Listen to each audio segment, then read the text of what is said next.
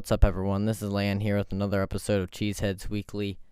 We are back here with another episode here to react to the Packers' loss to the Steelers. Kind of a rough game, and we're just going to kind of break that all down here. Just kind of react to it. I was able to watch a little bit of this one, which is fantastic. I have not been able to watch too many of their games. But before we get too far, you might have noticed a little bit of difference in the sound quality. Hopefully, it's a little bit better than it was before because got a new mic. Yeah, it's very nice. About $100 mic, and I didn't even have to pay for it, so I'm very happy. Yeah, very happy about it for sure. But yeah, it's exciting, and hopefully the sound quality will continue to get better. I'm not saying it's going to be that much better, especially not at first, because I'm sure I'm not, all that great at, using one of these, but yeah, we'll see what we can do, and it's all part of just trying to make the show better. And I have another announcement as well. The show is now available on YouTube, so you can go to youtube.com/@cheeseheadz_weekly, and that is our YouTube channel. Now, as of now, we do not have any actual videos. They are all just, the static image, the podcast art, and you're pretty much just listening to the podcast on YouTube. But it is exciting. It's progress, and I am trying to work towards doing video podcasting as I, kind of experiment with, the mic and camera and different things like that. So we'll see how this thing goes, and continuing to hopefully make the show better. So the Packers, before we get into that, we do have the Q&A and the polls on Spotify. Getting ahead of myself a little bit here. That's only on Spotify, but fun participation there, and we had 5 votes in the poll. I believe last I checked, we had 25 listens on the last show, episode 41, by the way. I believe I called it 40. This is episode 42. Last was 41, and I had Goody's nephew on the show. I had Robin on the show. That didn't last quite as long as I was expecting, which is fine. Show didn't go too long there, and had a lot of fun in that one, and it was good to talk Packers with some guys and have some fun. This is going to be more of a normal episode, but like I said, hopefully starting to get into video podcasting here, at least for YouTube, and just continuing to build the show. It's a lot of fun. Just getting on here and continuing to make the show better, and have a good time doing it, even though the show's not big at all. The last episode, we did get 5 listens on Apple Podcasts, which was 5 out of our 6 total plays on Apple Podcasts. We had 1 on one other episode, but 5 on that episode. I pretty much put it out everywhere so I could get people, to see it. And, had it on Instagram, WhatsApp, Snapchat, all kinds of different places. And, yeah, it's really nice to just get so many listens on that and on just a fun episode to record. Didn't have any participation as far as voice messages or Q&As, but we did have the votes in the poll. There is a link in the description to send in a voice message in every episode. A link in the description of every episode on every platform. Actually, it's not on YouTube, but I will get it there eventually here. No, actually, I think it is on YouTube. Maybe. I'm not sure if it is or not. I'd have to check. I'm thinking actually maybe not again. Either way, it will be on there before too long for sure. And you can send in a voice message, a question about the show or about anything really Packers related or just NFL related, actually. The show's available pretty much everywhere you get your podcast. Apple Podcasts, Spotify, iHeartRadio, places like that. New episodes come out every Tuesday. You can hit the bell icon wherever you get your podcast to be notified when a new episode comes out.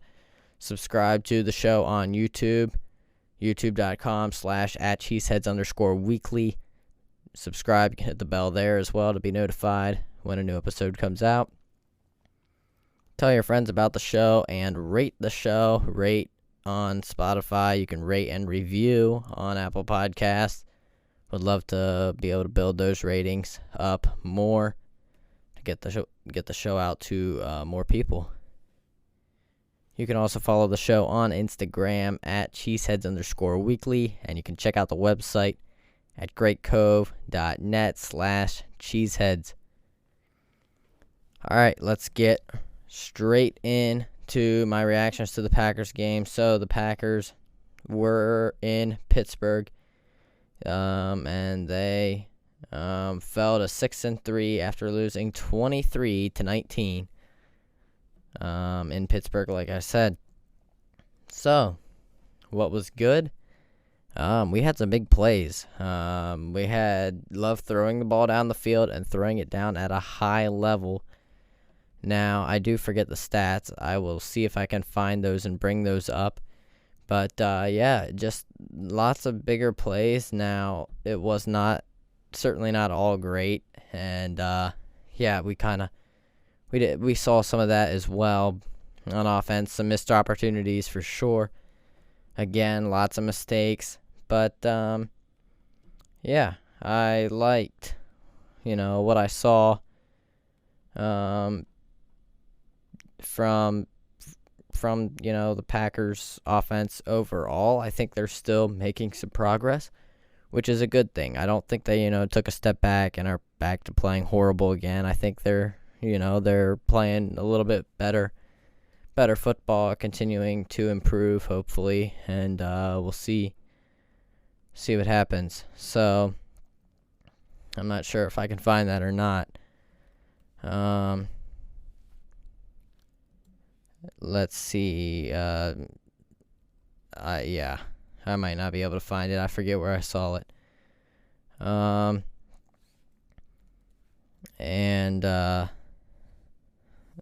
Yeah, I will talk about my players of the game here. I was able to watch some of the game, but not all of it. I watched, I'm not sure what all I watched. Some of the second half, mainly. I think I was able to watch most of the second half, and it wasn't, for sure, had the last half of the third quarter and then the fourth quarter, and that's when, Green Bay, had a lead for a little bit, but the main, just kind of some missed opportunities. I think it all started going wrong, I guess, at least on the offensive side of the ball whenever they missed that extra point. Got an extra point blocked. Just pretty much a missed block by Josiah DeGuara, and that was rough. But, yeah, it's just not a really well-rounded performance yet again. There was mistakes. I'm not sure there was as many penalties, but yeah, some mistakes. I think there were a lot of drops in the game, missed opportunities in the red zone towards the end of the game. Had to settle for field goals. That was definitely big. Had a really killer interception. I don't think that was all on Love, but I'll break that down a little bit more here in a minute. So,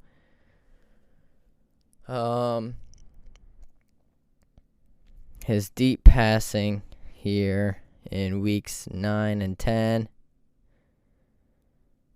versus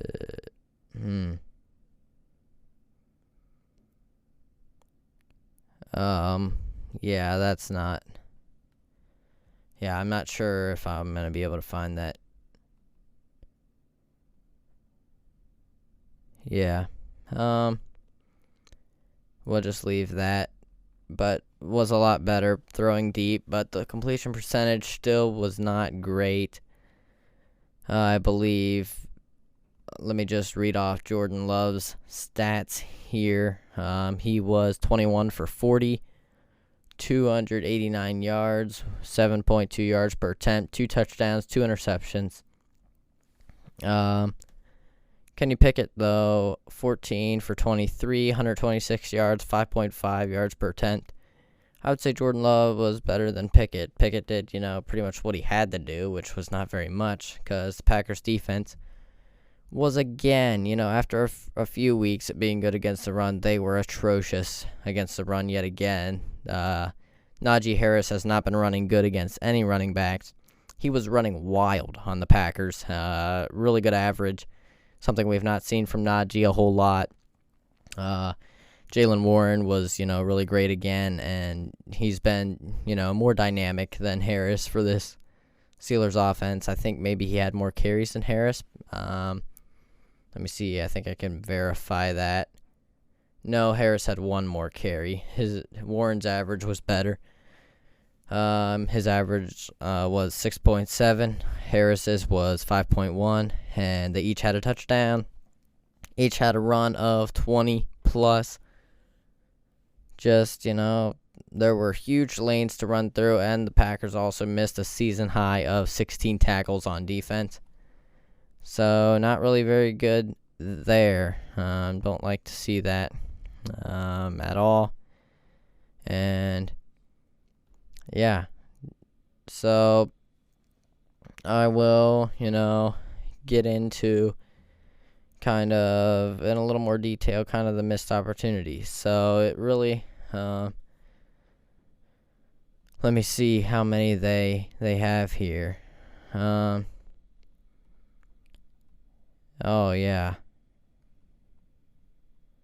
There was actually a lot of them, a few that I did not mention yet. So, number 1, 3rd and 3 on the Steelers' first drive. Carrington Valentine got called for pass interference versus Deontay Johnson, and that was 17 yards and a first down. Yeah, the penalty didn't really have an effect on the play, but it was just really obvious penalty, definitely a grab, and good call. A mistake there for sure by Valentine that they couldn't complete a stop, and Steelers went down and scored a touchdown on the first drive. Also, Keyshawn Nixon missed an interception just barely. He made a great play on the ball, secured the interception, couldn't get 2 feet in bounds. A bad play by Pickett. But, couldn't come down with the interception, and then he was penalized for holding a few plays later. And so the Steelers got another touchdown on that drive. Then, the Steelers had 4th and 1, couldn't stop Jaylen Warren. He ended up picking 8 yards on that, and not a great play there. It looked like they almost had him, but then it didn't. Almost had it, blocked up there along the line. He just kind of ran out and then found a gap and scored it through, and he's kind of slippery, hard to bring down. At least it certainly looked like he was for the Packers. But then again, Najee Harris was kind of hard to bring down for the Packers too. So, then we had a missed extra point. That was big, for sure. And then after that, we had Pickett throw what certainly looked like a backwards pass. It was dropped, picked up by, let me see here who it was. It was dropped by Jaylen Warren, and Valentine got in there, hit him. Gary was able to get in. It was right by like the 10-yard line. Gary eventually picked it up, got into the end zone.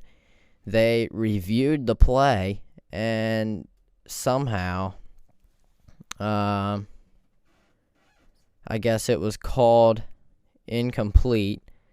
It was a replay. It looked like a lateral, but apparently no video evidence was able to confirm it, and it was a forward pass. Oh, sorry. Yeah, it looked for sure to be a backwards pass. Video evidence looked like it was going to be a backwards pass. Didn't look like it could be possibly a forward pass. Matt LaFleur challenged, of course, confidently, because, he saw the video. It looked clearly to be a lateral. Somehow the call stood, and they would have had first and goal. I guess maybe Gary didn't quite get into the end zone. However that works, doesn't really matter. They didn't get the call somehow, and really rough day for the Packers defense because of that. They had some chances, but the penalty, the non-stop on 4th and 1, and that play, which could have easily turned into a touchdown. And Steelers punted the ball, but Packers went 3 and out, and Aaron Jones dropped a pass on 3rd down on that drive. Then,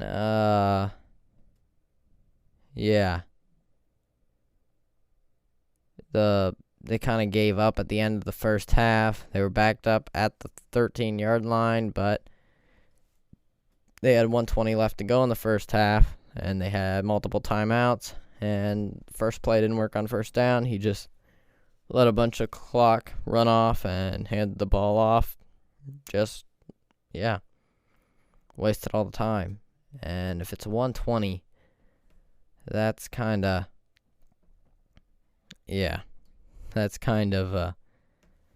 not something you want to see, especially when you're down in the first half. They were behind. Keyshawn Nixon had 2 pretty nice, really all his returns were actually pretty nice. Had a 49-yarder, and that was pretty good. Aaron Jones got tripped up just barely on that drive. He caught a screen pass, one defender to beat, Runyon to block. Runyon missed the block, and Jones was stopped for no gain. On 3rd down, Luke Musgrave dropped the pass, and that ended the drive. If I remember right, I think I saw that play, and the pass was kind of tough to catch. They had to settle for a field goal again on the next drive after the defense got a stop. Wow, that's really interesting. A missed pick 6. I think this was slightly unreasonable if I can remember the play correctly. Pickett tried to find Jaylen Warren. Devondre Campbell was right there, just got right in there, batted the ball away. They say here he was in perfect position to get a pick 6. They're on the Packers 31 for one thing. I'm not sure if Devondre Campbell can outrun everyone for that long, especially when you got speedsters, on that offense. Chase him down before he gets to the end zone for one thing. And then, he didn't get in there and make the turnover, which I thought Jaylen Warren, was kind of blocking his path. And if you're a defensive player, you're going to struggle to make picks on that one. He just got one hand in there, batted it away. And would have been kind of a hard play just to make the interception. For sure a hard play to run it back for a pick 6. And then it's definitely not a 10-point swing. Maybe a 3-point swing. Maybe. I don't think that was a bad play. I thought it was like, oh yeah, great play. Stopped them, held them to a field goal. They have a chance. So yeah, after that field goal, the next drive, Aaron Jones dropped another pass. It was 3rd and 11.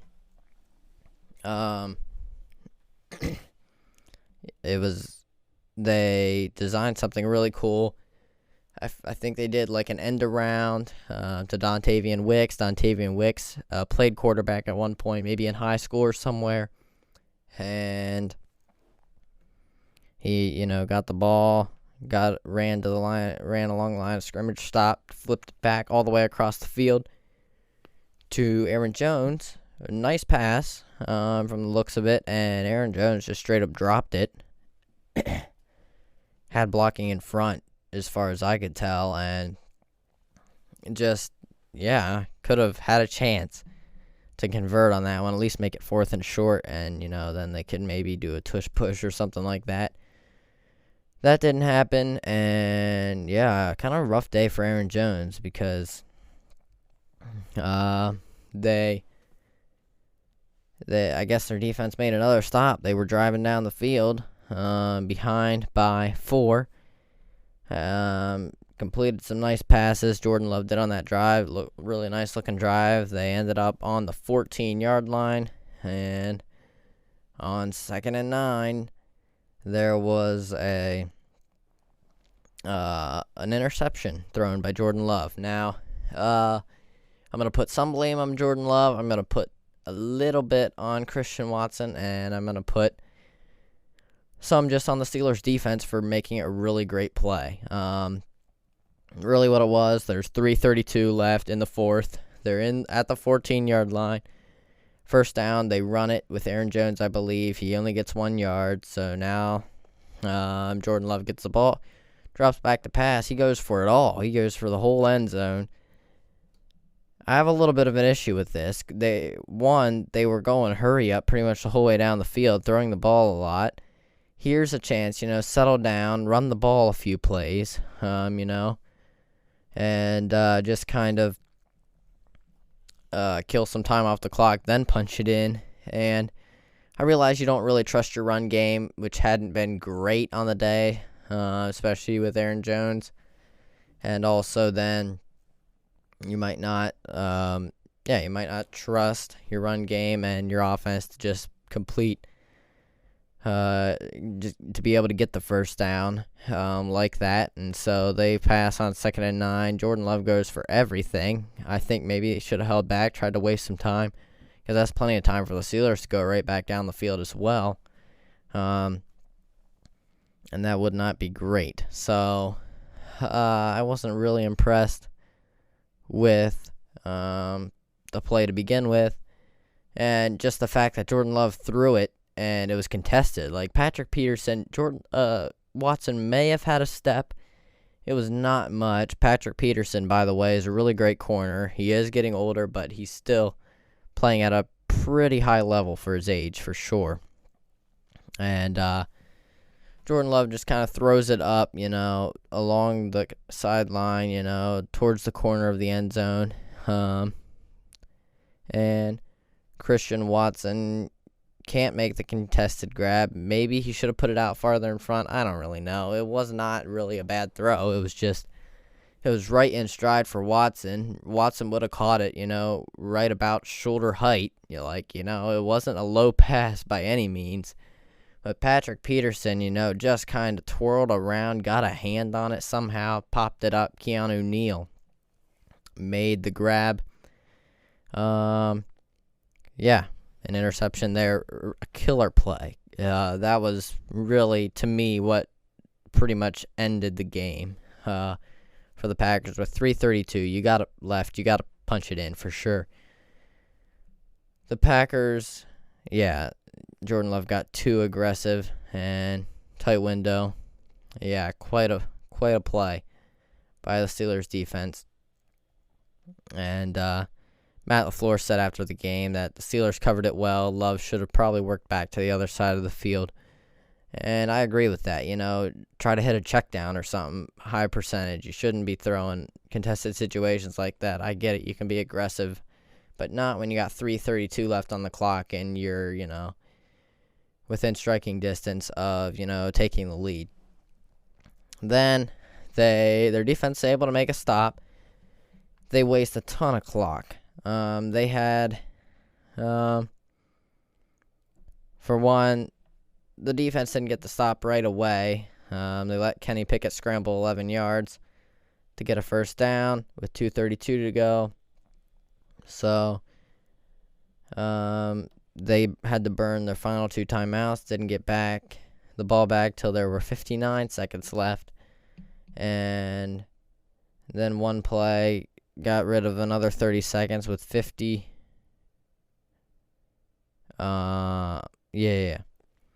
With 51 seconds left, Jordan Love threw to Aaron Jones in the flat. Didn't get out of bounds and didn't gain any yards. Kind of tried to cut back to the middle, and Matt LaFleur really mentioned it after the game, was really unhappy with Jones for doing that. And I get it. There were so many other missed opportunities. I don't consider that to be all on Jones by any means.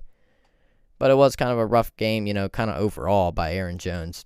And they had to get down there, spike the ball. 28 seconds left. I think it was 3rd down and something, and they chucked it to A.J. Dillon for the first down, and then they get down there. They got to spike it real quick. I don't think they actually spiked it after the Aaron Jones one. They quick spiked it. Only 3 seconds left. They have, they're within striking distance for sure. They're at the 16 of Pittsburgh. Again in the red zone, but they only have 1 play instead of 2 or 3 chances at the end zone.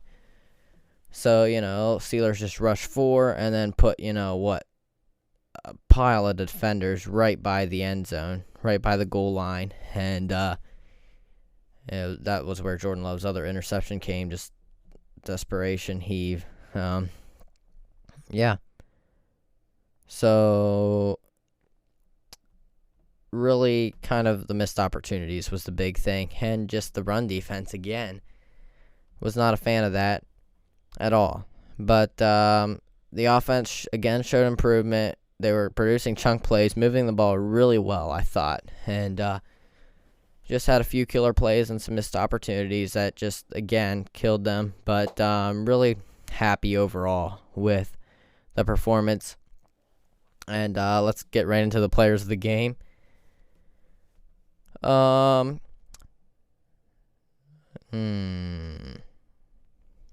Let's see. I guess I will go with Elton Jenkins at left guard. He gave up 2 pressures, but had the top pass blocking grade for the team and was dominant in the run game. Number 2, I'm going to go Jordan Love. He was really great, like I said, pushing the ball down the field, hit a season high of 5 big-time throws per PFF, and just was good pushing the ball down the field.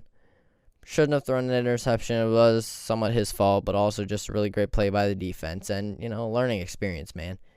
He's young, and he'll learn from it for sure, You can't expect everything come out of him, and he's not been in these situations very much at all. In fact, maybe that was the first time he was in that specific situation, and so you kind of got to just learn on the fly, when you gotta so many other things going on as well.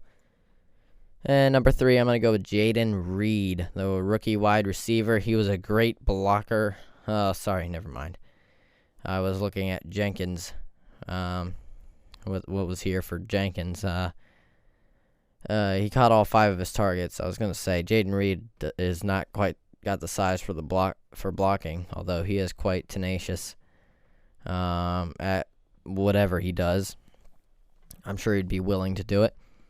He caught all 5 of his targets, had a touchdown, had a contested catch, finished with a perfect passer rating when targeted over 24 routes. By the way, Jordan Love had 2 beautiful touchdown passes, one right in the corner, perfectly placed to Romeo Doubs, who made a nice toe-tapping grab for 8 yards, and then had, a 23, 24-yard score to Jaden Reed, perfectly placed, right in stride. Fantastic play. Jordan Love to Jaden Reed, really awesome looking passes, beautiful throws from Jordan Love. On the defensive side, Gary was, solid. There wasn't a ton of pressure, but Gary, just one pressure and one stop, but he was really good defending the run. And another good game by Rashawn Gary, just, that steady presence that's just always really good out there. Preston Smith, I'll put him on here. He had a sack and 3 stops. And Corey Ballantyne, I have to put him in here because he's filling in for Jair Alexander. They traded Russell Douglas, so he's the next man up now. We already have Valentine starting, a rookie, and Corey Ballantyne, who's normally just a special teamer, but played really well in this game. He did miss 2 tackles, but then again, everyone was missing tackles in this game. And he allowed only 4 passes, broke up 2 passes.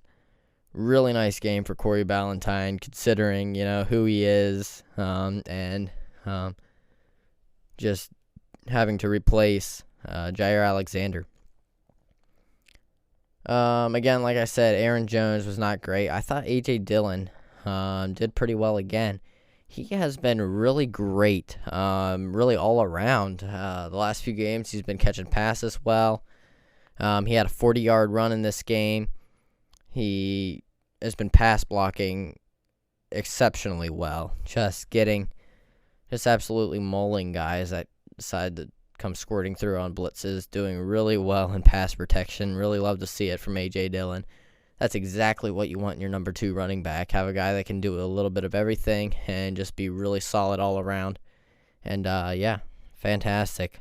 Fantastic job by A.J. Dillon.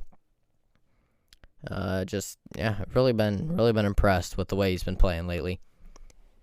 But that will do it for today. I think there's a lot to be excited about going forward. And I will check here. I don't think I even know who the Packers are playing next. It looks like they will play, that's right, the Chargers next at 1 o'clock next Sunday. After that, they will play the Lions on Thanksgiving. It looks like the Chargers will be coming to Lambeau, so we get a game at Lambeau here versus the Chargers before a short week, and we go to Detroit to play the Lions on Thanksgiving Day. That will do it for me today. Thanks for tuning in. Be sure to subscribe on YouTube. Check out the website. Follow the show on Instagram. And, of course, subscribe or follow, wherever you get your podcasts. Rate the show. Review the show. Tell your friends about the show. And I will talk to y'all later. Go Pack Go.